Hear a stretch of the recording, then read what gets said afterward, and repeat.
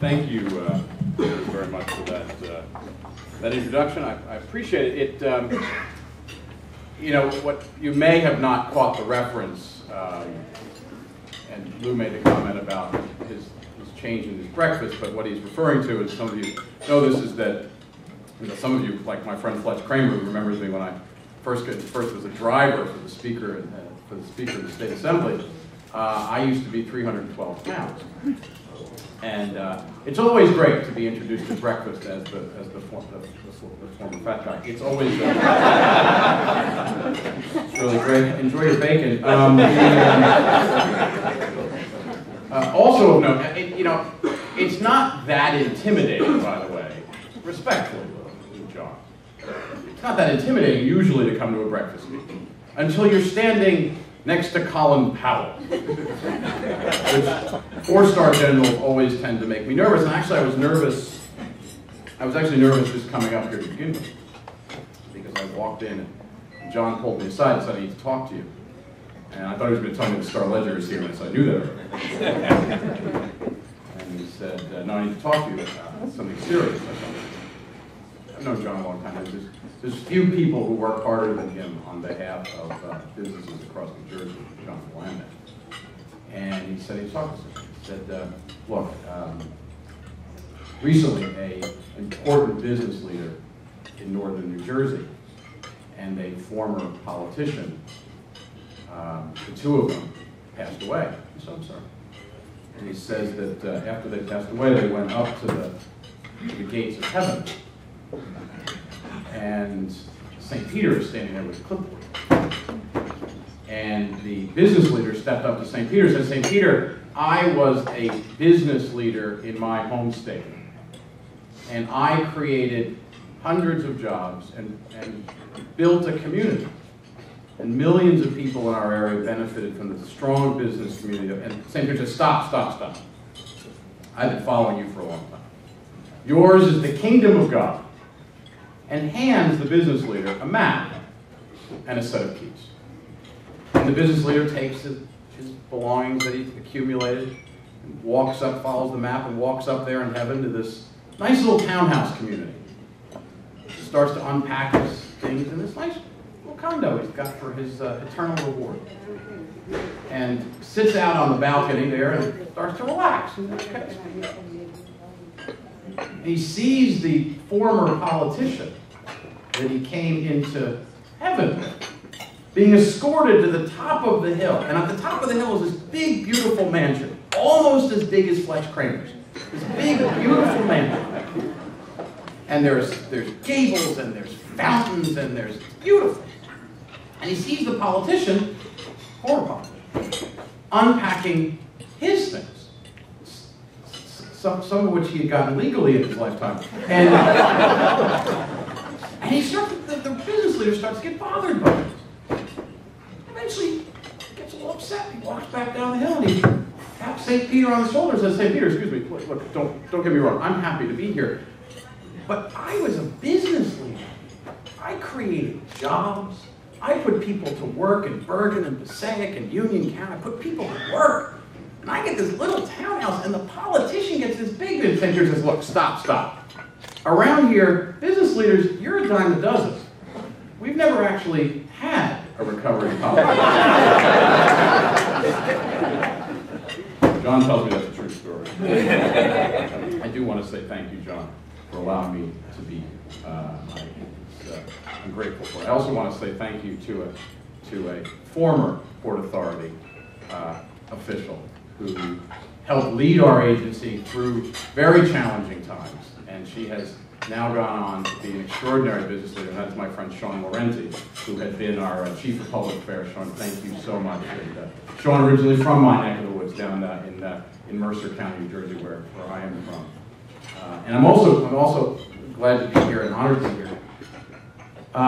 You know, back in October, our governor came and spoke at the annual lunch just up the road here, and talked a lot about economic growth and how New Jersey is turning a corner, and really talked about how business, job creation, is critical to our state's future and the region's future. And I want to talk a little bit about that, but I want to sort of take you back a little in time, about a year, almost exactly a year ago, at the end of March. The Port Authority celebrated its 90th birthday. And it celebrated the anniversary of the signing of the compact between New York and New Jersey, creating the first ever bi-state agency. Under the Constitution, back in 1787, I hate to sound like a history major, but under the Constitution, they purposely created this option for states to go to Congress to allow them to create these bi-state agencies. No one ever had. But business leaders met at the Great Hall of the Chamber of Commerce in Lower Manhattan. The building is still there, not far at all from the World Trade Center. And they created our first ever bi-state agency. And it has become the most unique agency in the world. This is the agency that spanned the Hudson. As you heard, the 6 crossings of the great, what had been known as the Great River, from the George Washington to the Outer Bridge, from the Holland to the Lincoln. Today, 242 million crossings a year across the Hudson. The busiest bridge in the world, named after Andrew Silverstein and I, alma mater of George Washington. This is the agency that built the busiest airport system on the planet. From the early days of flight, and you can still go down to Newark Airport, which is now our administration building, and see the original terminal that I think was Amelia Earhart flew out of. And you can still see it there. To Idlewild, this field in the marshes of Queens, now John F. Kennedy International Airport. We went from these early rudimentary steps to flight to the most complex and busiest airspace on the planet. In 2011, a significant jump for us, we reached 105.5 million passengers through our airports. We're the agency that has built the busiest port on the East Coast. Starting with the truly rough piers of Manhattan. My parents both grew up in New York City. And the rough piers that were on the Hudson and East River waterfronts, and these piers over here in Newark and what became Port Elizabeth, now is the busiest port on the East Coast. Last year, our numbers were up 4%. We are up to 5.5 million TEUs. A record number. This is the record in the last recent years. This is the agency that built the world's first ever bus terminal. You know, when I tell friends, when I meet people, and they say, "What do you do?" And I say, I help run the Port Authority. I say, "You run the bus terminal?" Because so many people identify, when you say Port Authority, they think of the Port Authority bus terminal. That bus terminal that we now see over there on 42nd Street and 8th Avenue in Manhattan, that was the first anyone had ever conceived to build that kind of a bus terminal. I spend a lot of time at Duke University, that's where I go to their Diamond Fitness Center, and they have a bus terminal in Durham. And it's basically a few gates, and it's one floor, and you think about what happens over there every day. 64.6 million people go through our 2 bus terminals every year. There are more people this morning going to work in Manhattan by bus to our bus terminals than by train to Penn Station. We are the agency that bought the bankrupt Hudson and Manhattan rail system. Those were the first tubes across the Hudson. It wasn't the Holland Tunnel. It was the path tubes, the first ones to go under the Hudson. In fact, there's this great story about the day the tubes were complete, and people find the workers meeting in the middle as they built the path tunnels, the Hudson and Manhattan tunnels. And then it went bankrupt, and back in the late 1960s, the Port Authority bought the Port Authority Trans-Hudson Railroad. Today, last year, 2011, 76.6 million trips on the path. And we are the agency that built the world's first ever trade center. I'm not talking yet about the Twin Towers. The world's first ever trade center, and I think truly historically ironic, is now the Google building. If you ever go on 8th Avenue in Chelsea at about 16th Street, you'll still see it, the Port of New York Authority, before they wised up and realized New Jersey is a big player, half this agency. You still see the beautiful buildings. The world's third largest building when it was built. It's still there. Google now owns it. And the Port Authority left that building when it went to move into the Twin Towers.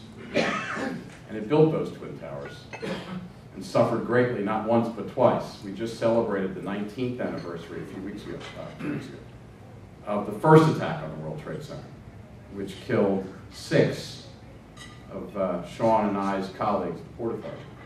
And then, of course, on September 11th, where amongst the nearly 3,000 victims of those attacks included 84 Port Authority employees and 37 Port Authority police officers. Yet today, the Port Authority is rebuilding the World Trade Center. In September, the World watched, September of this past year, the other major anniversary for the Port Authority in 2011. The world watched as the President Bush, Governor Cuomo, and Governor Christie, and the world came to the opening of the September 11th Memorial. Some of you were here when I gave a speech just up the road at the Stony Hill Inn not terribly long ago, and I said, we will finish that memorial on time. And we did. And now today, you can go and see what nearly 2 million people have seen since September 12th, and go see the National 9/11 Memorial. The names of the victims are inscribed on bronze made in New Jersey, surrounded by nearly 300 trees grown in New Jersey, as an appropriate, truly appropriate. You know, I go down there fairly often, and the best thing I hear, people don't know who I am, which is great, I just walk around. The best thing I heard, there was 2 people standing there, and they said they can't imagine it any other way, and that's appropriate. Today, if you look out the window, you can see rising just to the south, sort of in that corner, One World Trade Center. Now at its 93rd story. We will top steel out in the late spring. It will be the tallest building in the Western Hemisphere. It will be 1,776 feet high, and that project is continuing. But in those 90 years, we've also faced some real challenges, especially recently. The economic challenges of 2008 really hurt our revenues, as it did. It hurt revenues all across all governments and businesses. The post-9/11 need for significant security enhancements and investments in our airports and our bridges and our tunnels and the path. And finally, a 90-year-old bureaucracy that was recently called dysfunctional. In a report that was prepared at the direction of Governor Christie and Governor Cuomo and led by our chairman, General Sampson, a review of our entire agency that we are going through. And it is that leadership by Chris Christie and Andrew Cuomo and David Sampson that we are entering a new era at the Port Authority. We have entered a new era at the Port Authority. This is an era of fiscal responsibility. We've had flat operating budgets for 3 straight years. We have the lowest headcount at the Port Authority since the 1940s. Since Chris Christie took office, we have reduced the number of positions, headcount at the Port Authority, 243, $10.5 million less in salaries. This is an era of reform. David Sampson, former Attorney General of our state, the chairman of our Board of Commissioners of the Port Authority, is passionately committed, along with our vice chairman and the rest of the board, passionately committed to carrying out real reform at this agency. His leadership, directing Pat Foy, who's the new executive director from New York, and myself and the executive staff, to carry out his vision, Governor Christie's vision, Governor Cuomo's vision of real reform at the agency. And already, since Governor Christie has been in office, we have taken significant steps to reforming this 90-year-old agency, including posting every quarter the entire compensation of every person who works at the Port Authority, including the hiring of the first new auditor, full-time auditor, first new auditor in 30 years, the elimination of free easy pass. We are reforming. David Sampson, Chris Christie, Andrew Cuomo, directing that leadership, providing that leadership for reform. These board-driven, governor-driven reforms are changing the face of our agency. And we are also entering an era of returning to our mission, our core mission of moving people and goods through our region, creating jobs and economic growth. We are in a historic era of Port Authority. We are building and rebuilding our infrastructure. And I'm going to bore you with some numbers, but we're very proud of this. For the first time since 1931, the Port Authority is going to build 2 bridges at the same time. We are rebuilding or raising the roadway of the Bayonne Bridge. The Bayonne Bridge, which if you really look, you can see. The Bayonne Bridge, which spans Staten Island to Bayonne, a glorious 80-year-old bridge, isn't high enough. It has to be raised. Because the largest ships in the world that are going to keep New York and New Jersey the busiest port on the East Coast are going to be able to get through the Panama Canal. They're widening the Panama Canal. The first time in 100 years. We need to raise the bridge. Under the leadership of Chris Christie, the Port Authority has identified and begun a project to invest $1 billion to raise the Bayonne Bridge. $1 billion to make sure that our shipping industry and all of the hundreds of thousands of jobs that relate to it. You know, I used to represent in the legislature the 14th District, which went all the way up to Jamesburg and Monroe. Have you ever gone to Exit 8A, and sat on the turnpike sometimes at Exit 8A in traffic? If you look to your left and you look to your right, it's one of the largest inland port warehouses in America. Those jobs, the people in my old district, those jobs depend on making sure those ships get to the Bayonne Bridge. And Governor Christie identified that as one of his lead transportation initiatives when he came into office, and we will build that bridge. We're also building a new Goethals Bridge. If you've ever tried to go from Elizabeth to Staten Island, you realize the Goethals Bridge is outdated. It's not wide enough, and God, if you've ever been on that bridge, in the rain, next to a truck, behind a truck, you realize how much the Port Authority's $1.5 billion commitment to build a new Goethals Bridge. Now, in one of the most unique, telling about reform and changing the agency under the leadership of our board, we're going to build the Goethals Bridge in a public-private partnership. They'll bring private capital to build this new Goethals Bridge. 2 bridges at the same time. We are also investing nearly $1 billion in replacing the George Washington Bridge suspender ropes. Those suspender ropes, it's perfect to say. Lou, except for you, given the bacon thing, I take the out or the tunnel. The George Washington Bridge suspender rope is $1 billion investment. The George Washington Bridge, some of you who follow the board, General Sampson, the Operations Committee, we are investing $480 million on the rehab of the bridge and the roads leading up to the bridge. The Lincoln Tunnel Helix, which is the road you drive into to get into the Lincoln Tunnel. We are rehabilitating the Lincoln Tunnel Helix at $139 million. These are not jobs that are 10 years away or 20 years away. They're now. There's going to be people at the Lincoln Tunnel working on this project within weeks. There's going to be people at the Bayonne Bridge within weeks. Governor Christie, Governor Cuomo, David Sampson, committed to making sure we're putting people to work. But we're also partnering with the private sector. In this era at the Port Authority, looking for everything we can do to put people to work and create jobs. Right here, right in Port Newark.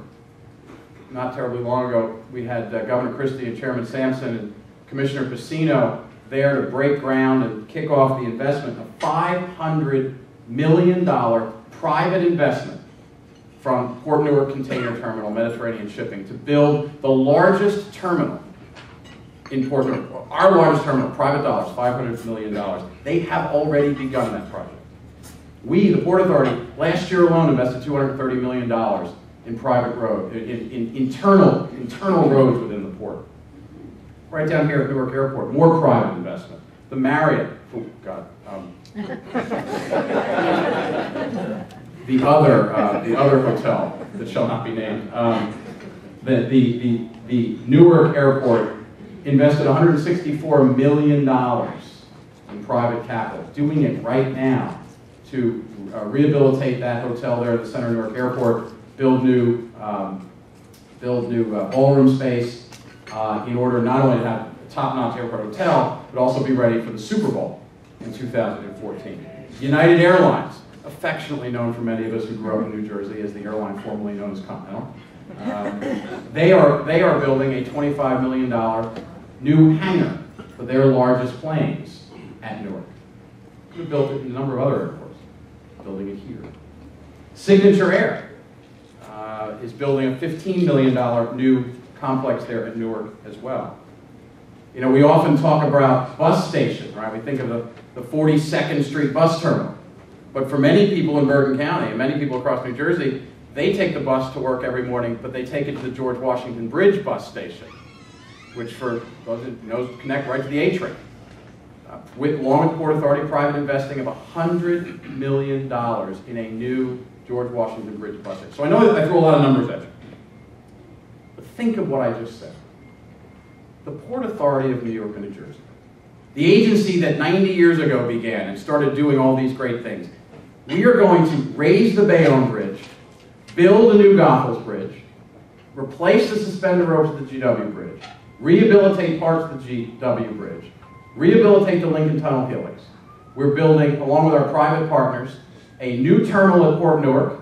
We're building, we're rehabilitating the Marriott. We're working with Marriott at Newark Airport. We are building a new George Washington Bridge bus station, and we are doing it at the same time. There is no other entity, private or public, anywhere in New Jersey, investing more in the next few years of infrastructure and capital than the Port Authority. By one calculation, over the next 3 years, these are broad numbers, over the next 3 years, we will begin more than $7 billion in public and private capital projects, which will create 16,500 construction jobs. 16,500 people going to work, 16,500 people getting a paycheck, 16,500 people buying things, investing things. You know, when our governor spoke at the luncheon, he talked about making sure we're investing in our region. Every day, our chairman, David Sampson, and our board of commissioners drives Pat Foy and I, and the leadership of the administration of the Port Authority, to make sure we are building projects, we are creating jobs, we are reforming this agency. This Port Authority, under their leadership, with the direction of returning to our core mission, building these bridges, building these projects, will invest billions of dollars in our region. That Port Authority, or as General Sampson liked to say, this is not your father's Port Authority. That Port Authority lives up to the vision that 90 years ago, those business leaders, like these business leaders, had for New York and New Jersey. Thank you all very much.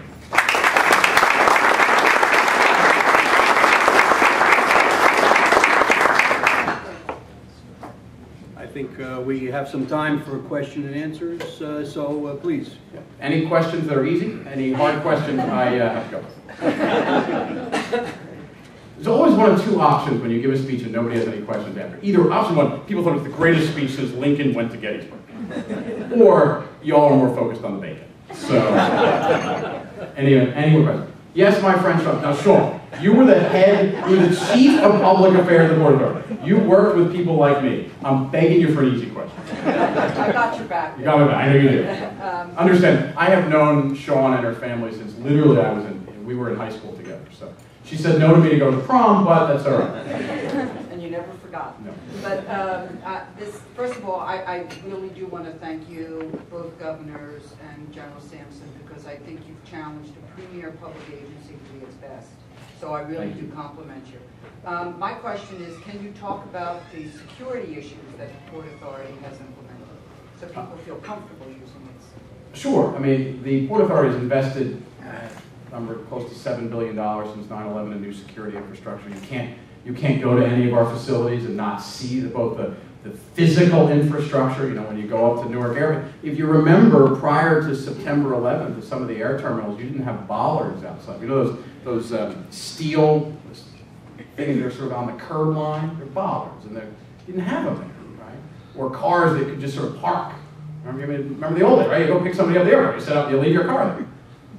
So it was an increased number, since 9/11, increased number of personnel in the security area, increased number of capital infrastructure to physically make the building. You go to the 42nd Street bus station right now and walk down 42, 41, 40th Street, and you'll see some of the security that's very open and very public. There's a lot, obviously, I can't talk about, but absolutely safe. But under the leadership of Governor Christie, Governor Cuomo, our general, and of course General Sampson was Attorney General in the immediate aftermath of September 11th. Governor Christie was named to be the United States Attorney the day before September 11th. Security at our facilities is critical. General Sampson has made this a personal crusade within the agency, and many of you saw that we have brought on to review our entire security structure. Michael Chertoff, New Jersey's own, former judge, former Homeland Security Commissioner, to do a full review of our security, and you're gonna, the board is working with them to make sure that every single person, whether they are bringing in cargo, getting on a plane, driving through the tunnel, going across a bridge, getting on the path, taking a bus, is safe, and we do that every day. And quite frankly, the real strength of our security is our police officers, who put themselves on the line. Thank you. Yes, sir, all the way in the back. I don't know you, so I'm, easy is the key. Okay, I'm Ram Tirumala. Oh, Ram, okay, excuse me one second. I don't have my glasses on. Ram is a dear friend for a long time. Basically, Sean, what we've done, we just brought Mercer County to this. I'm surprised my father hasn't come to ask the question. Ram, please, yes. Okay, my question is, as a civil engineer, having worked on the tunnel to nowhere, that Trans-Hudson Express tunnel, the tunnel that did not go anywhere. I believe there is a new plan that Port Authority is planning to work with Amtrak to either construct a new tunnel or revamp the same tunnel. Can you? Yeah, I'm not sure I'd agree with your characterization. I mean, I think that Amtrak and the Obama administration is looking at high-speed rail throughout the country. So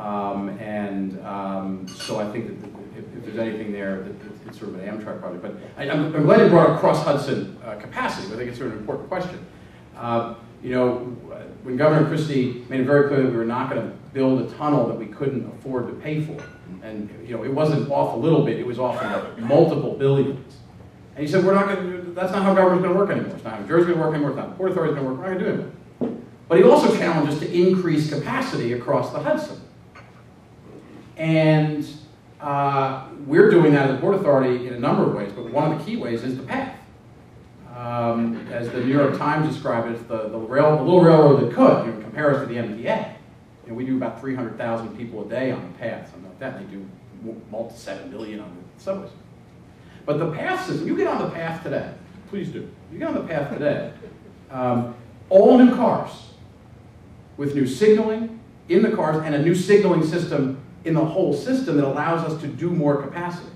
We've got long-term projects to do 10-car platforms. Because we know, especially when World Trade Center opens, when the buildings open, one World Trade, 4 World Trade open, there's going to be lots of people from New Jersey going to work at the World Trade Center, and we're going to have a world-class path station right there. And we know we're challenging ourselves to increase capacity on the path system in we have 4 tubes to increase the capacity in the path system back and forth across the Hudson. Anybody else? Yes, please. I actually, Rachel Foley from Shaw Environmental. I have a comment instead of a question. I just want to let you know, I think it's really great what the Port Authority is doing with the raising of the Bayonne Bridge. I think it's very innovative. I think it's a brilliant idea instead of spending the money to, build a new terminal or just a new bridge. I think it's really going to have a great impact on not only the shipping industry for Port Newark, Port Elizabeth, and the container terminal, but I think the residents of Bayonne and Staten Island. I was born in Bayonne, my mom was raised in Bayonne. She was a Port Authority employee for 32 years, and I just think it's really wonderful, so thank you. Well, thank you very much. Where did your mom work in the agency? She worked in human resources, and then she worked for Lula Capra. Oh, great. Thank you very much. And I'm going to take a second to talk about, thank you for your kind remarks about the Bayonne Bridge. When literally the day I was getting appointed to this job, Governor Christie said to me we had to address the Bayonne Bridge height issue.